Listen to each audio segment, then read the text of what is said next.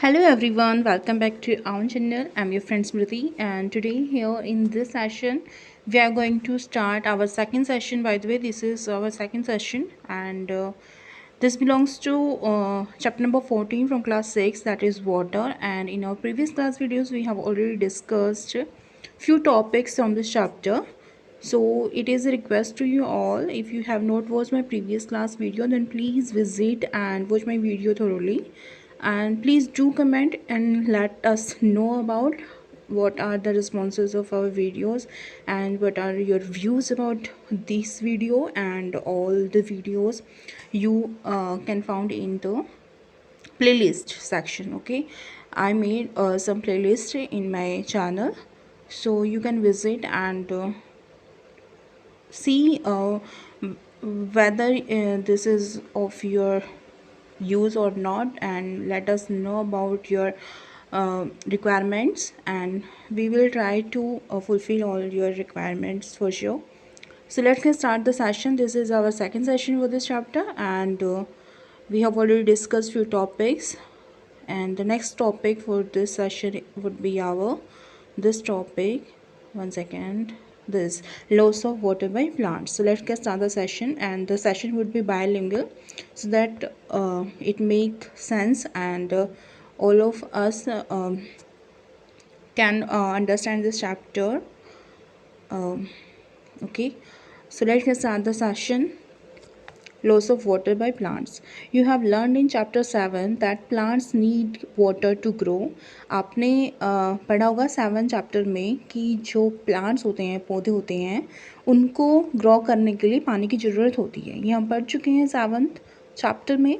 Plants use a part of this water to prepare their food and, तो जो plants होते हैं उनको इस पानी का कुछ हिस्सा चाहिए होता है अपना भोजन बनाने के लिए, जो कि and retain some of it in their different parts.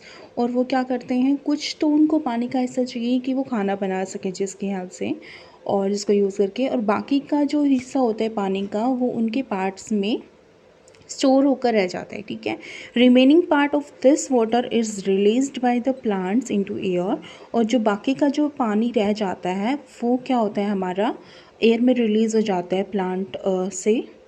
और वो कैसे रिलीज़ होता है, एज वाटर वेपर, कि पानी का जो भाप बनती है उसके रूप में वो एयर में मिल जाता है through the process of transpiration. और ये जो प्रोसेस होती है जिसके थ्रू पानी जो है वेपर बन के एयर में घुलता है, ये प्रोसेस होती है आपकी ट्रांसपिरेशन, वास्पोसर्जन जिसको कहते हैं। Do you remember observing transpiration of water by plants in activity 4? जो हमने एक्टिविटी 4 की थी उसमें आपने ऑब्जर्व किया होगा, क्या आपने ऑब्जर्व किया था कि जो ट्रांसपिरेशन प्रोसेस हो रही है वो किस तरह से हो रही है। इन चैप्टर 7, जो हमने 7 चैप्टर किया था वो केतली वाला, पानी को जब हम उबाल रहे होते हैं तो वो क्या होता है, वेपर बन के ट्रांसपिरेशन के प्रोसेस से वो वेपर बन के एयर में मिक्स हो जाते हैं। Water vapour enters the air through the process of evaporation and transpiration. तो जो वाटर वेपर होते हैं ये एंटर करते हैं एयर में through the process of evaporation.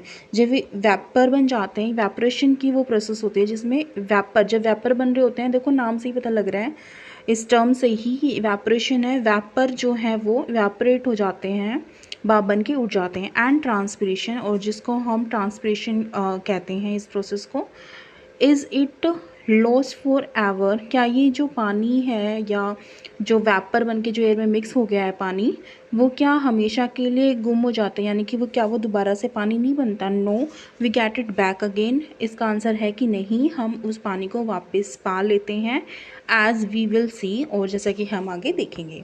तो देखिए जो नेक्स्ट हमारा टॉपिक है ये हाउ आर क्लाउड्स फॉर्म्ड। तो हमें इसमें पढ़ने वाले हैं कि जो क्लाउड्स होते हैं, जो बादल होते हैं, वो कैसे बनते हैं। वाटर साइकिल के बारे में हम पढ़ रहे हैं यहाँ पर। तो इसका जो फर्स्ट टर्म एक तरह से है, तो जो फर्स्ट क्वेश्चन उठता है, क्योंकि हमें पता है बारिश होती है तो वो बादलों की वजह से होती है, इतना सब भी जानते हैं। बादल होते हैं, जब आसमान में ज़्यादा बादल दिखाई देते हैं तो आप अंदाज़ा लगाते हो कि हाँ बारिश होने वाली है। तो जो ये बादल होते हैं ये किस चीज़ के बने होते हैं, एक्टिविटी 3 के जरिए हम पता लगाएंगे क्या है, कैसे बने होते हैं। Take a glass half filled with water, आपने क्या करना है, एक ग्लास लेना है जिसमें जो आधा क्या है पानी से भरा हुआ हो। Wipe the glass from the outside with a clean piece of water. आपने क्या करना है, उसको पोंछ लेना है, वाइप आउट कर लेना है ग्लास को बाहर की तरफ से कपड़े के साथ, क्लीन जो कि साफ़ सुथरा कपड़े से उसको क्या कर लेना, कॉटन के कपड़े से आप कर सकते हो। Add some ice into the water, और आपने क्या करना है, इस वाटर में जो आपने आधा गिलास वाटर लिया है ग्लास के अंदर, उसमें आपने कुछ आइस के टुकड़े जो है वो डाल देने हैं। वेट फॉर 1 और 2 मिनट, आपने 1 या 2 मिनट के लिए वेट करना है उसके लिए। Observe the changes that take place on the outside surface of the glass, और जब आप इसको इसके जो चेंजेस होंगे इस प्रोसेस से, कि आपने जब आइस के टुकड़े जो है उसमें आइस क्यूब्स को डाला है पानी के अंदर, तो उसकी जैसे क्या चेंजेस आते हैं आप 1 या 2 मिनट में वो देखने लग जाओगे उसके सरफेस के ऊपर ग्लास के। From where do water drops appear on the outer side of the glass. तो आप क्या करोगे, देखो अगर आप ये प्रोसेस जो है करके देखते हो एक्टिविटी घर पर भी, तो आप क्या देखोगे कि कुछ ही टाइम में जो है ना ग्लास के बाहर वाले आउटसाइड पर क्या देखोगे, ग्लास के पानी के ड्रॉप्स मिलेंगे आपको, वाटर ड्रॉप्स। तो नेक्स्ट जो हमारा क्वेश्चन है, जब आप उनको देखोगे तो आपका एक क्वेश्चन है कि ये कहाँ से आ गई। तो यही है कि ये जो ड्रॉप्स है कहाँ से आ गई। From where do water drops appear on the outside of the glass, the cold surface of the glass containing iced water cools the air around it. इसका रीज़न क्या है कि जो कोल्ड सरफेस होता है ग्लास का, अब जैसे ग्लास में आपने आइस क्यूब डाली हैं, तो जो ग्लास है वो भी तो ठंडा हो जाता है ना, तो उसके आसपास का जो एरिया होगा, उस ग्लास के आसपास का जो एरिया होगा, वो भी हवा जो है वो ठंडी हो जाएगी। इसके आसपास जो एरिया होगा, ये जो हवा होगी यहाँ पर, वो भी जो है ठंडी हो जाएगी आपकी। आपने ये फील भी किया होगा। And the water vapour of the air and the water vapor of the air condenses on the surfaces of the glass। और जो कंडेंस हो जाती हैं, जो वाटर वेपर होती हैं, जो एयर में प्रेजेंट होता है वाटर वेपर, एयर में जैसे हमने पढ़ा ना कि इवेपोरेशन से वो वेपर बन कर के एयर में मिक्स हो जाता है वाटर का पार्ट, तो वो जो है अब यहाँ पर कंडेंस हो जाएगा। ठीक है, जब कंडेंसेशन एक ऐसी प्रोसेस होती है जिसमें जो है वाटर वेपर या फिर एयर में घुली हुई जो वाटर की ड्रॉप्स होती हैं, वो कंडेंसेशन से क्या होती हैं, वो ठंडी होकर के वापस से लिक्विड फॉर्म में आ जाती हैं। तो यहाँ पर condenses on the surfaces of the glass के सरफेस के ऊपर बाहर देखो, आप देख भी पा रहे हो यहाँ डॉट डॉट वाइट कलर में आपको दिखाई दे रहे हैं ग्लास पर। तो ऐसे ही क्या करते हैं, ग्लास के सरफेस पर ये कंडेंस होकर आ जाती हैं, वापस से क्या है वाटर लिक्विड फॉर्म में आ जाती हैं ये। We notice this process of condensation in activity 7 in chapter 5। जो हमने चैप्टर 5 की जो एक्टिविटी 7 पढ़ी थी उसमें हमने देखा था, ये चीज़ हम नोटिस कर चुके हैं कि कंडेंसेशन की जो प्रोसेस होती है वो किस तरह से होती है। देखिए आपको एक फिगर दिखाया गया है, drops of water appear on outer surface of the glass containing water with ice। तो ये इसमें क्या है, कुछ ड्रॉप्स वाटर अपीयर हो रही हैं आपके आउटर सरफेस पर ग्लास के, जो क्या कर रही हैं, वाटर जिस ग्लास के अंदर क्या है वो आइस और आपका वाटर रखा हुआ है, देख पा रहे हो आप अच्छे से। पहेली आगे आपसे जानना चाह रही है। पहेली ने कुछ यहाँ पर नोटिस किया, देखिए पहेली has noticed due on leaves of grass on winter morning. उसने क्या देखा है कि ओस की बूंदें देखी हैं उसने मॉर्निंग के टाइम पर ग्रास के ऊपर। ठीक है, did you notice something similar on leaves or metal surfaces like iron grills and gates on a cold morning. तो क्या आपने भी इसी तरह की कुछ बूंदें देखी हैं आपकी लीव्स पर, पत्तियों पर, या फिर किसी मेटल के सरफेस पर जो ठोस वस्तु हो, तत्व, ठीक है, उस पर देखा हुआ आपने, या फिर आयरन ग्रिल्स जो आपकी ये सीढ़ियाँ वगैरह पे जो आयरन की ग्रिल्स होती हैं, या आपकी जो बालकनी में होती हैं, क्या उन पे देखा है, या गेट्स पर, या फिर ऑन ए कोल्ड मॉर्निंग, यानी कि ठंडी सुबह जब क्या है ठंड के मौसम में आपने कभी ऐसा देखा है कि आपने पत्तियों पर बूंदें देखी हो छोटी छोटी, या फिर ग्रिल्स पर, आयरन ग्रिल्स पर देखा हो, या फिर किसी भी मेटल सरफेस पे देखा होगा, बिल्कुल शेड्यूल के टाइम में दिखाई देती हैं। Is this also due to condensation, क्या ये भी कंडेंसेशन की वजह से होती है। Do you see this happening on hot summer morning. तो आप इससे अंदाज़ा लगाइए कि क्या ये आपको समर मॉर्निंग में दिखाई देती है, सिर्फ ये आपको जो है कोल्ड मॉर्निंग में दिखाई देंगी, यानी कि विंटर के टाइम पर ही दिखाई देती हैं। होता है ना ऐसा ही, बिल्कुल ऐसा ही होता है। The process of condensation plays an important role in bringing water back to the surface of earth. जी प्रोसेस होती है कंडेंसेशन की, ये एक बहुत ही इंपॉर्टेंट रोल प्ले करती हैं कि ये क्या करती हैं, जो वाटर होता है आपका जो वेपोरेट हो गया है उसको वापस से वो क्या करती हैं, अर्थ के सरफेस पर लेकर आती हैं, पृथ्वी के ऊपर लेकर आती हैं। हाउ डज़ इट हैपन, और ऐसा कैसे होता है ये हम अब पढ़ने वाले हैं, ये हमें पता लगाना है कि ये क्यों होता है, कैसे होता है कि जो इवेपोरेट होकर जो पानी जो है एयर में मिक्स हो गया है उसको कंडेंसेशन कंडेंसेशन की प्रोसेस द्वारा कैसे वापस से अर्थ पर लाया जा सकता है या लिक्विड फॉर्म में लाया जा सकता है। As we go higher from the surface of the earth, जैसे ही हम सरफेस से ऊपरी तरफ जाते हैं, ऊपरी से उस पर जाते हैं हाइट्स पर, तो क्या देखते हैं, इट गेट्स कूलर। तो ऊपर की तरफ क्या होता है, जैसे जैसे हम अर्थ सरफेस से दूर जाते जाएंगे ऊपर की तरफ, तो क्या होगा, वहाँ पर हम देखेंगे कि ठंड है, इस लेवल पे थोड़ी कम है, इससे ज़्यादा ठंड और ज़्यादा ठंडा है, उससे ज़्यादा और ठंडा, इस तरह से। तो जितना ऊपर जाते जाते हैं वो कूलर होता जाता है और ठंडा होता जाता है। When the air moves up, जब जो एयर होती है हमारी ऊपर की तरफ जाती है, it gets cooler and cooler. तो ये क्या होती है, ठंडी होती जाती है लगातार, ठीक है। जितना ऊपर जाएगी एयर वो उतनी ज़्यादा ठंडी होती जाएगी। एट सफिशिएंट हाइट्स, और काफ़ी ज़्यादा हाइट पर पहुंचने के बाद the air becomes so cool that the water vapour present in it condenses to form tiny drops of water called droplets. तो ये जो हमारी एयर है, ये जब इतनी हाइट्स पर चली जाए, सफिशिएंट हाइट्स पर चली जाए कि उससे ज़्यादा ऊपर वो जाने की ज़रूरत ना हो उसको, तब क्या होता है कि जो हमारी एयर होती है, ये जो ऊपर जा रही होती है, उड़ रही होती है, ऊपर की तरफ जा रही होती है, ये इतनी ठंडी हो जाती है कि जो इसके वाटर वेपर हैं, that the water vapour present in it, जो इस एयर में जो वाटर वेपर प्रेजेंट होते हैं वो कंडेंस होकर के छोटे छोटे ड्रॉप्स बना लेती है वाटर के, ठीक है, जिनको ड्रॉपलेट्स कहते हैं। It is these sorry it is these teeny droplets that remain floating in air and appear to us as clouds। और ये यही छोटे छोटे ड्रॉपलेट्स होते हैं जो कि क्या होते हैं, एयर में फ्लोट करते रहते हैं, ऐसे तैरते रहते हैं एक तरह से, जिनको हम क्लाउड्स कहते हैं। तो बादल क्या होते हैं, आपके ड्रॉपलेट्स होते हैं जो कि आपके किससे बने होते हैं, वाटर वेपर से बने होते हैं। जब वो कंडेंस हो जाती हैं, छोटे छोटे उनके मॉलिक्यूल्स क्या हैं, ड्रॉपलेट्स बना लेते हैं, ठीक है। It so happens that many droplets of water come together to form large sized.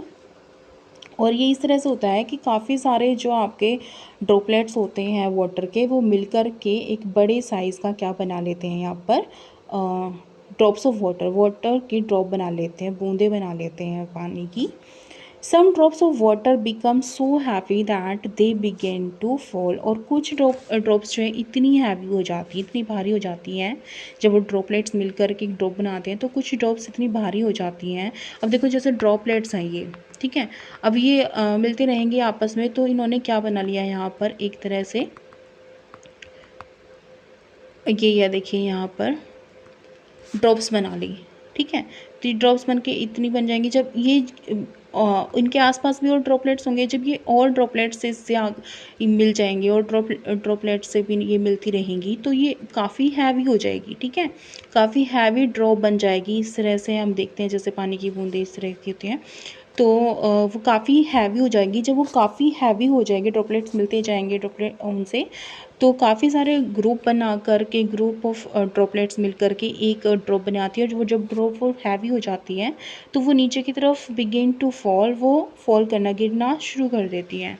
These falling water drops are, तो ये जो गिरती हुई जो वाटर ड्रॉप्स होती हैं ये क्या होती हैं, वट आर कॉल रेन, जिनको ये वही होती हैं जिनको हम रेन कहते हैं, बारिश कहते हैं। तो ये हैवी ड्रॉप्स ही होती हैं जिनको हम क्या बोल देते हैं, रेन बोल देते हैं। In special conditions it may also fall as hail और स्नो। तो ये अगर ये ज़्यादा कभी कभी क्या होता है कि स्पेशल केसेस में ये क्या बनकर आती हैं, या तो ये हेल बन के आती हैं या फिर स्नो बन के आती हैं, ठीक है। जैसे ओले बोलते हैं ना, ओले, या फिर हिम बोलते हैं, आई थिंक हिम, तो उन इसके रूप में आने लग जाते हैं। आपने देखे होंगे कि स्नो गिरती है, ओले वगैरह पड़ते हैं बारिश के मौसम में। तो ये कब होता है कि स्पेशल केसेस में, जब कुछ ज़्यादा ही वेदर जो है काफ़ी ठंडा होता है, तो वो ड्रॉप्स आते आते अपने बीच क्या वातावरण में या बिल्कुल ठंडे वातावरण में जब वो आ जाते हैं, तो वो ड्रॉपलेट्स जो हैं क्या वापस से क्या बन जाती हैं, सॉलिड फॉर्म में आ जाती हैं और ओले बनकर नीचे गिरने लग जाती हैं। Thus, water in the form of vapor gets into air by evaporation and transpiration, forms cloud and then come back to the ground as rain, hail और snow। तो इस तरह से हमने देखा कि जो वाटर होता है, water in the form of vapour, जो पानी की उस वेपर के रूप में होता है, भाप के रूप में, ये क्या करता है, एयर में चला जाता है, वायु में चला जाता है इवेपोरेशन की प्रोसेस से एंड ट्रांसपिरेशन की प्रोसेस से। ठीक है, फ्रॉम फॉर्म क्लाउड्स, और ये क्या बनाता है, क्लाउड बना लेता है, बादल बना लेता है। जब वेपर जो है एयर में चला जाता है वेपोरेशन से या फिर ट्रांसपिरेशन से, तो ये क्लाउड बनाता है, बादल बनाता है, and then comes back to the ground, और वापस से फिर ग्राउंड पर आ जाता है एज रेन, हेल और स्नो, बारिश के रूप में, ओले के रूप में या फिर हिम के रूप में। ठीक है, तो इन रूप में ये वापस आ जाता है। तो हम ये जान चुके हैं, यहाँ से वाटर साइकिल भी हम ऑलरेडी पढ़ चुके हैं। और ठीक है, तो देखिए बैक टू द ओशियन, अब ये वापस से ओशियंस में कैसे जाता है। अब हमने ओशियन का पानी देखा कि वो इवेपोरेशन से वेपर बनते हैं, वेपर से जो है हमारे क्लाउड्स बनते हैं एयर में जा कर के, फिर वो क्लाउड्स बनते हैं, ऊपर की तरफ जाते हैं, जब वो अर्थ से दूर जाते हैं क्लाउड्स बन जाते हैं। क्लाउड्स बनने के बाद कंडेंसेशन की प्रोसेस होती है, कंडेंसेशन से वो वापस से क्या होता है, ड्रॉपलेट जो है ड्रॉप्स बन जाती हैं, हैवी ड्रॉप जो है रेन के रूप में नीचे गिरने लग जाते हैं। और कंडीशन जब स्पेशल होती हैं, किसी किसी स्पेशल कंडीशन में जब काफ़ी ठंडा वेदर होता है, तो वो हेल के या फिर स्नो के रूप में वापस अर्थ पर आ जाती हैं। अब ये जो अर्थ पे है या फिर जो बैक टू द ओशियन, ये वापस ओशियन में कैसे जाती हैं, अब नेक्स्ट पैराग्राफ में, नेक्स्ट टॉपिक में हम ये पढ़ने वाले हैं। तो चलिए स्टार्ट करते हैं। What happens to the water that rain and snow brings to different regions of earth। अब आप ये बताइए कि उस वाटर के साथ क्या होता है जो रेन या फिर जो हमारी बारिश या फिर जो स्नो है, बर्फ़ जो है, अलग अलग रीजन्स में, अलग अलग क्षेत्रों में लेकर आई है, हमारी अर्थ पर गिरी है। जो almost all land surfaces are above the level of ocean. हम ये सभी जानते हैं कि ज़्यादा जो सरफेसेस हैं आपके लैंड के, हमारे लैंड्स के, वो ओशियन से, महासागरों से ऊंचे हैं। ठीक है, most of the water that falls on the land as rain and snow sooner or later goes back to the ocean. तो हम ये जानते हैं जब ऊंचाई से ही वाटर क्या है नीचे की तरफ फ्लो करता है। अब जब ये हमारे जो ये जो एरिया, लैंड वाला जो एरिया है, अगर ये ऊंचा होगा तो आज नहीं तो कल वो सारा पानी क्या है वापस से नीचे की तरफ आ जाना है। ठीक है, तो वो उसी में आना ही है, यही बताया गया है। This happens in many ways, और ये क्या है, this happens in many ways, ये काफ़ी तरीके से होता है। ये जो है काफ़ी तरीके से होता है, काफ़ी वेज हैं जिन तरीक़ों से ये क्या है वापस से ओशियन में आता है ये पानी। Snow in the mountains melts into water, this water flows down the, जो स्नो होती है माउंटेन्स पर, पहाड़ों पर, ठीक है, पहाड़ों पर जो स्नो होती है वो आपकी पिघल करके वाटर में बदल जाती है। This water flows down the mountains, और ये क्या है, ये वाटर क्या होता है, जब ये वाटर में बदल जाती हैं वो स्नो, तो ये माउंटेन से नीचे की तरफ फ्लो करने लग जाती है in the form of streams and reverse, झरनों के रूप में या स्ट्रीम बना करके, और फिर रिवर के रूप में ये नीचे की तरफ फ्लो करने लग जाती है, नदियों का रूप ले करके। Some of the water that falls on the land as rain, तो कुछ इनमें से पानी जो है रेन के रूप में जो गिरा है, also flows in the form of reverse and streams, तो ये हमारी रिवर के रूप में या फिर स्ट्रीम के रूप में क्या है, ये फ्लो करने लग जाता है। Most of the rivers cover long distances on land and ultimately fall into a sea or an ocean, और काफ़ी सारी नदियाँ जो हैं इस तरह की हैं जो काफ़ी लंबा डिस्टेंस कवर करती हैं, काफ़ी लंबी नदियाँ हैं। ठीक है, और हमारे लैंड के ऊपर जो हमारा मैदानी क्षेत्र है, इस पे बहुत सारी ऐसी रिवर्स हैं जो काफ़ी लंबी लंबी हैं, और वो लास्ट में अल्टीमेटली आखिरकार जाकर के सीज़ में, सागरों में और महासागरों में मिलती हैं, वहाँ पर जाकर उनका पानी गिरता है। However water of some rivers flows into lakes, और इसके अलावा कुछ इसके अतिरिक्त ऐसा भी है कि कुछ रिवर्स जो है फ़्लो करती हैं लेक्स में। ठीक है। कुछ जो इनका पानी है वो हमारा लेक्स में भी फ़्लो कर रहा होता है, झरनों वगैरह में भी फ़्लो कर रहा होता है। देखो आपको फिगर में दिखाया गया है, rain water flows down in the form of stream and reverse. ठीक है, तो जो हमारा जैसे ये माउंटेन से जो पानी आ रहा है, जो बर्फ़ जो वहाँ पे पिघली है, ये जो पानी है ये हमारा या तो आपका स्ट्रीम्स का रूप लेकर के या फिर रिवर का रूप लेकर के लास्ट में अल्टीमेटली कहाँ पर जाता है, हमारी सीज में या फिर ओशियन में जाता है, सागरों और महासागरों में पहुँच जाता है। The rain water also fills up the lakes and ponds. और जो रेन वाटर होता है, बारिश का जो पानी होता है, वो हमारी लेक्स को एंड पॉन्ड्स को भी भरता है। ठीक है, हमारे झरनों को और या फिर हमारे जो पॉन्ड्स हैं, तालाब वगैरह हैं, उनको भी, उनमें भी वो पानी जाता है। A part of rain water gets absorbed by the ground and seems to disappear in the soil. तो कुछ ऐसा पार्ट भी होता है हमारे रेन वाटर का जो कि आपका एब्जॉर्ब कर लिया जाता है, सोख लिया जाता है हमारे ground and seems to be disappear in the soil. हमारे मैदानी क्षेत्रों के द्वारा या मैदान द्वारा जो है वो सोख लिया जाता है, सूखी मिट्टी द्वारा सोख लिया जाता है and seems to disappear in the soil. और ऐसा प्रतीत होता है जैसे कि वो पानी जो है हमारा ग्राउंड द्वारा जो एब्जॉर्ब किया जा रहा है वो हमारी सोइल में मिल जाता है, उसके द्वारा सोख लिया जाता है, मिट्टी के द्वारा सोख लिया जाता है। आपने देखा होगा, ऐसा फील होता है जब आप अपनी लैंड पर या फिर अपने ग्राउंड पर पानी डालते हो, कहीं पर भी आपके आसपास के एरिया में भी देखना आप ये होता है। और गर्मी वाले दिनों में ज़्यादा होता है, समर डेज़ में काफ़ी जल्दी होती है प्रोसेस। ऐसा प्रतीत होता है जैसे कि मिट्टी ने जो है आपका पानी सोख लिया हो। ठीक है, ऐसा होता है। Some of this water is brought back to the air by the process of evaporation. और इसमें क्या होता है, कुछ पानी इसका ऐसा होता है, कुछ पानी का हिस्सा ऐसा होता है जो कि वापस से वेपरेशन की प्रोसेस के द्वारा एंड ट्रांसपिरेशन की प्रोसेस द्वारा वापस से आपका कहाँ पर चला जाता है, एयर में चला जाता है। ठीक है, वाटर का कुछ हिस्सा वापस एयर में चला जाता है एवेपोरेशन एंड ट्रांसपिरेशन की प्रोसेस द्वारा। The rest seeps into the ground. और बाकी का जो है आपका इसमें ग्राउंड में नीचे की तरफ चला जाता है, सीप कर जाता है नीचे की तरफ, रीस जाता है। Most of this water becomes available to us as ground water. और जिसमें से ज़्यादातर पानी जो है हमारे ग्राउंड वाटर के रूप में हमारे लिए अवेलेबल होता है। Open wells are fed by ground water. जो ओपन वेल्स होते हैं, खुले नलके वगैरह होते हैं, जो वेल्स होते हैं, कुएँ वगैरह, and are fed by ground water, ये क्या होते हैं, ग्राउंड वाटर से भरे होते हैं। Ground water is the source of for many lakes as well. और ग्राउंड वाटर ही काफ़ी सारे लेक्स का भी आपका क्या होता है, मेन सोर्स होता है। It is also this ground water which is drawn by A hand pump और ए ट्यूबवेल।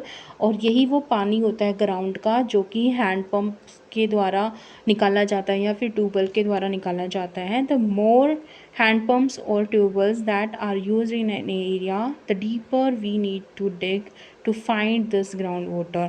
जिस एरिया में ज़्यादा से ज़्यादा हैंड पम्प्स होंगे, जितने ज़्यादा हैंड पम्प होंगे या जितने ज़्यादा ट्यूबवेल्स होंगे, उस एरिया में हमें उतनी ही ज़्यादा नीचे तक डिग करना होगा, खोदना होगा पानी को पाने के लिए, उस ग्राउंड वाटर को लेने के लिए। यानी कि जितना ज़्यादा एक एरिया में जितने ज़्यादा हैंडपम्प या ट्यूबवेल लगे होंगे, आपको उतनी ही ज़्यादा गहराई तक खोदना होगा ग्राउंड को पानी लेने के लिए, क्योंकि वहाँ पर कमी हो जाती है उस पानी की। ठीक है, the loss in the level of ground water due to over use is worrisome or worrisome. तो ठीक है, तो ये है ना आपके लिए एक तरह से जो है चिंता का विषय है कि जो हमारा पानी है वो loss in the level of ground के जो अलग अलग लेवल्स हैं उस पर जो लॉस हो रहा है पानी का, water due to over use की, जिसको हम ज़्यादा यूज़ कर रहे हैं, ये हमारे लिए चिंता का विषय है कि हम ज़्यादा से ज़्यादा ग्राउंड वाटर को यूज़ कर रहे हैं। होता है ना ऐसा कि कोई समर्सिबल ट्यूबवेल वगैरह चला करके ऐसे ही छोड़ देता है और उसको केयर नहीं करता कि आपको कितना पानी चाहिए होता है। कुछ ऐसे लोग भी हैं, ऐसे तत्व भी हैं जो जिसको एक बकेट पानी चाहिए होता है और एक बकेट के चक्कर में वो 4 बकेट ऐसे ही वेस्ट कर देते हैं। ठीक है, तो उससे क्या होगा, ये एक तरह से चिंता का विषय है हमारे लिए। ठीक है, ओवर यूज जो कर रहे हैं। Paheli wants to share a concern with you. Paheli क्या है, यहाँ पर एक बात के बारे में चर्चा करने वाली, एक चीज़ के बारे में कंसर्न कर रही है, आपसे बात करना चाह रही है। In those areas where the land has little or no vegetation, कि उन क्षेत्रों में जिनमें बिल्कुल थोड़ी सी मात्रा में वेजिटेशन होता है या बिल्कुल ही वेजिटेशन नहीं होता, the rain water flows away quickly, कि जिनमें जहाँ पर वेजिटेशन नहीं होता यानी कि फसलें नहीं उगाई जाती, ठीक है, वहाँ पर जो रेन वाटर होता है वो जल्दी से क्या कर जाता है, फ्लोज अवे, दूर चला जाता है, बह जाता है। Flowing rain water also takes the top layer of the soil, और ये जब हमारा बहता हुआ जो पानी होता है ऐसे क्षेत्रों में, वो सॉइल की ऊपर वाली, सबसे ऊपर वाली जो लेयर है उसको भी अपने साथ बहा ले जाता है। सॉइल अवे विद इट, अपने साथ ही बहा ले जाता है इसको। There are few areas where most of the land is covered with concrete, और बहुत सारा ऐसा एरिया है यहाँ पर जिनमें काफ़ी सारा लैंड का एरिया जो है कंक्रीट से ढका हुआ है, पत्थरों चट्टानों से इसे ढका हुआ है या कंक्रीट से। This reduces the seepage of rain water into the ground, और जिसकी वजह से जो है सीपेज नहीं होता, यानी कि पानी जो है रिसता नहीं है ग्राउंड के अंदर, which ultimately affects the availability of ground water, जिसकी वजह से जो है हमारा जो वाटर है वो उस पर अफेक्ट पड़ता है, ग्राउंड वाटर जो है उतनी मात्रा में नहीं बन पाता, वहाँ पर नहीं होता।